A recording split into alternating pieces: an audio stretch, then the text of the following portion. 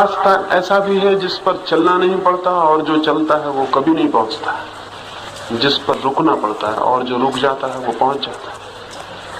ये बात बड़ी उल्टी मालूम पड़ेगी, क्योंकि हमने तो अब तक यही जाना है कि जो खोजेगा वो पाएगा, जो चलेगा वो पहुंचेगा, और जो जितने जोर से चलेगा उतने जल्दी पहुंचेगा, और जो जितने श्रम से दौड़ेगा उतने शीघ्र पहुंच जाएगा।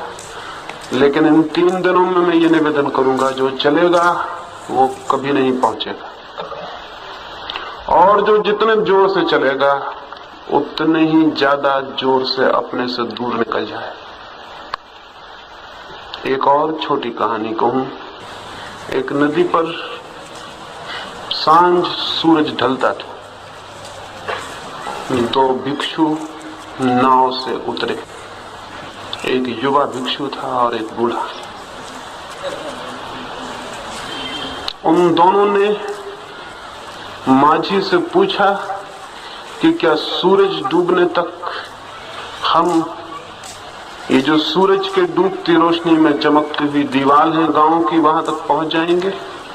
पास ही गांव था और उसके चारों तरफ किले की दीवार थी, और नियम था कि सूरज डूबने के साथ ही उस गांव का दरवाजा बंद हो जाए। तो उन दोनों भिक्षुओं ने पूछा कि क्या हम पहुंच जाएंगे सूरज के डूबते डूबते? उस बूढ़े माझी ने कहा कि अगर धीरे गए तो पहुंच जाओगे, और अगर जल्दी गए तो पहुंचना बहुत मुश्किल है। उन दोनों भिक्षुओं ने समझा कि यह आदमी पागल है, क्योंकि जो ये कहता हो कि धीरे चलोगे तो पहुंच जाओगे और जल्दी चले तो नहीं पहुंच पाओगे, उसको कौन समझदार समझेगा? उसे तो कोई भी पागल समझेगा, पूरी दुनिया पागल समझेगी, आप भी पागल समझेंगे। क्योंकि दुनिया में तो हम यही जानते हैं, दौड़ना जानते हैं, शीघ्रता जानते हैं। ये क्या बात? उसकी बात सुनने को फिर वे और नहीं ठहरे, उसकी बात सुनने जैसी नहीं थी, उसकी पहली बात ही बड़ी गड़बड़ थी। वे दोनों भागे। उचित था यही, तर्क यही कहता है, बुद्धि यही कहती है, अगर पहुंचना है तो दौड़ो। और सूरज ढला जाता है, सांझ हुई जाती है, रात घिर आएगी, द्वार बंद हो जाएंगे, पहुंचना मुश्किल है, फिर रात बाहर ही ठहर जाना होगा। इसलिए वे भागे, जितनी उनमें शक्ति थी उतनी शक्ति लेके भागे। थोड़ी ही देर बाद बूढ़ा भिक्षु गिर पड़ा। उतनी शक्ति न थी दौड़ने की, सिर पर बोझ था, ग्रंथों का ग्रंथ लिए हुए था। गठरी गिर गई और ग्रंथ बिखर गए और उनके पन्ने उड़ गए। पीछे से उस माझी ने अपनी नौका बांधी और वो भी अपनी पतवार लेके धीरे धीरे आता था।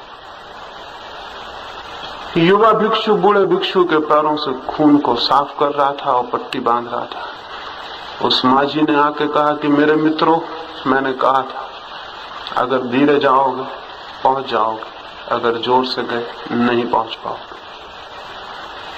तब उन्हें ख्याल में आया कि धीरे चलने की भी कोई कला होती है।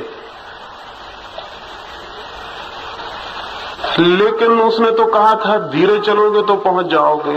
इन 3 दिनों में मैं तो और भी बड़े पागलपन की बात आपसे कहने को, मैं तो ये कहने को कि चले तो कभी ना पहुंच पाओगे। तो जब धीमे चलने को ही कोई पागलपन समझे और तेजी से चलना समझदारी मालूम हो, तो फिर मेरी बात कैसी लगेगी?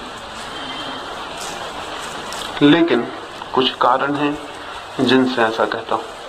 वो कारण तो धीरे धीरे 3 दिनों में आपको स्पष्ट करूंगा। आज तो शुरू में सूत्र रूप में कुछ बातें कह देना जरूरी है, जो 3 दिनों में आपके ख्याल में आ जाएंगी। सबसे पहली बात यही है, और वो ये, मनुष्य के भीतर कुछ है, और जो उस भीतर के सत्य को जाने बिना जीवन में कुछ भी खोजता है वो व्यर्थ ही खोजता है। यदि मैं ये भी न जान पाऊं कि मैं क्या हूं और कौन हूं, तो मेरी सारी खोज का क्या अर्थ होगा? चाहे वो खोज धन की हो, चाहे पद की, चाहे यश की, चाहे परमात्मा की और चाहे मोक्ष की। मेरी सारी खोज व्यर्थ होगी, क्योंकि जो मैं था उसको भी मैंने नहीं जाना था। और ये जो मैं हूं, इसे जानने के लिए कहां दौड़ेंगे, कहां जाएंगे, क्या करेंगे? इसे जानने को तो सारी दौड़ छोड़कर रुक जाना पड़ेगा। इसे जानने को तो सारी खोज छोड़ के ठहर जाना पड़ेगा, क्योंकि जो चित्त खोजता है वो चित्त उद्विग्न हो जाता है, तनाव से भर जाता है, अशांत हो जाता है। तो यदि मैं सारी खोज छोड़ के ठहर सकूं, मेरे मन में कोई खोज ना हो, कहीं पहुंचने का ख्याल ना हो, कहीं जाना ना हो, तो क्या होगा? सारी उद्विग्नता, सारी दौड़, सारी खोज जहां ना होगी, वहां एक अद्भुत शांति अवतरित होगी, एक मौन, एक साइलेंस आनी शुरू होगी, एक शांति आनी शुरू होगी। क्योंकि जो दौड़ने के ख्याल में नहीं है वो एकदम शांत हो जाता है, और उस शांति में ही उसके दर्शन होंगे जो मैं हूं। इसलिए कोई कभी खोज के नहीं खोज सका है स्वयं को, ठहर के, रुक के। वो तो हम आने वाले दिनों में बात करेंगे। लेकिन क्या मिल जाएगा अगर हम सारी खोज छोड़ के स्वयं को जानने में समर्थ हो जाएं? तो क्या मिल जाएगा? मिल जाएगा ये कि हाथ खाली नहीं है, ये ज्ञात हो जाएगा। अभी हमें लगते हैं कि हाथ खाली है, इसलिए भरने का ख्याल है,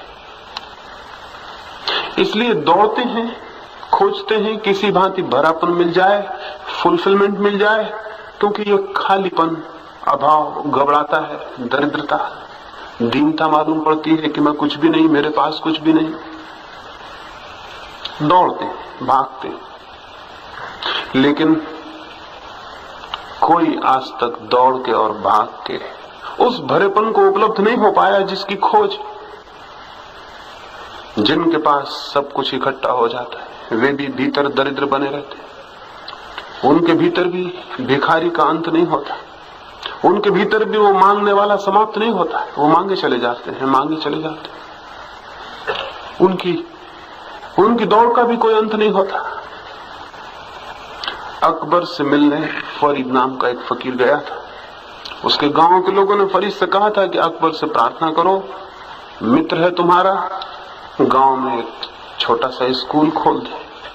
फरीद गया, सोचा था अकबर के पास तो बड़ी सामर्थ्य है, क्या एक स्कूल के लिए मना करेगा। जल्दी से बहुत सुबह ही पहुंच गया। अकबर प्रार्थना पढ़ता था, सुबह की नमाज पढ़ता था। फरीद पीछे खड़ा हो गया।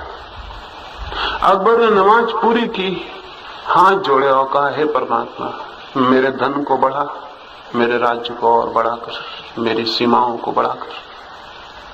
फरीद ने सुना, वो लौट पड़ा। अकबर उठा, देखा कि फरीद लौट रहा है, सीढ़ियां उतरता है, उसकी पीठ दिखाई पड़ी। दौड़ा और फरीद को रोका और पूछा कैसे आए, और वापस लौट चले। फरीद ने कहा कि मैं सोचता था एक सम्राट के पास जा रहा हूं, यहां तो पाया कि यहां भी एक भिखारी। मैं तो सोचता था कि तुमसे कुछ मांगूंगा गांव के लिए, लेकिन मैंने देखा कि तुम तो खुद ही मांग रहे हो। मैं बड़ी भूल में रहा, और अब मांगना ही होगा तो उसी से मांग लेंगे जिससे तुम मांगते थे। अब तुम्हें बीच में लेने की क्या जरूरत रही। लेकिन एक भ्रम मेरा टूट गया कि मैं सोचता था कि सम्राट के भीतर का भिखारी मर जाता है। ये भ्रम मेरा टूट गया। वस्त्र सम्राट के हो जाते हैं, आत्मा भिखारी की ही बनी रहती है। दुनिया में दो तरह के भिखारी हैं, एक जिनके वस्त्र भिखारी के हैं और एक जिनके वस्त्र सम्राटों के। लेकिन जहां तक आत्मा का संबंध, मुश्किल से कभी कोई सम्राट होता है, सभी लोग भिखारी होते हैं। मांग बंद नहीं होती, मांगते ही चले जाते। क्यों मांगते चले जाते हैं? सब कुछ मिल जाता है फिर भी मांग समाप्त क्यों नहीं होती? नहीं होती इसलिए कि सब कुछ मिल जाता है फिर भी भीतर का जो खालीपन है, जो एम्प्टीनेस, वो जो भीतर सब खाली है वो नहीं भरता। बाहर संपदा इकट्ठी होती चली जाती है, भीतर का खालीपन अपनी जगह बना रहता है, उससे कोई अंतर नहीं पड़ता। नहीं पड़ सकता है अंतर, क्योंकि संपदा है बाहर और खालीपन है भीतर। तो बाहर की संपत्ति भीतर की शून्यता को कैसे भरेगी? कोई उपाय नहीं है। बाहर के सिक्के भीतर की शून्यता को कैसे भरेंगे? बाहर की संपत्ति बाहर पड़ी रह जाएगी, ढेर इकट्ठे हो जाएंगे और भीतर का गड्ढा भीतर रहेगा। उन दोनों का कोई संबंध नहीं, उन दोनों के मिलने का कोई स्थान नहीं। वे दोनों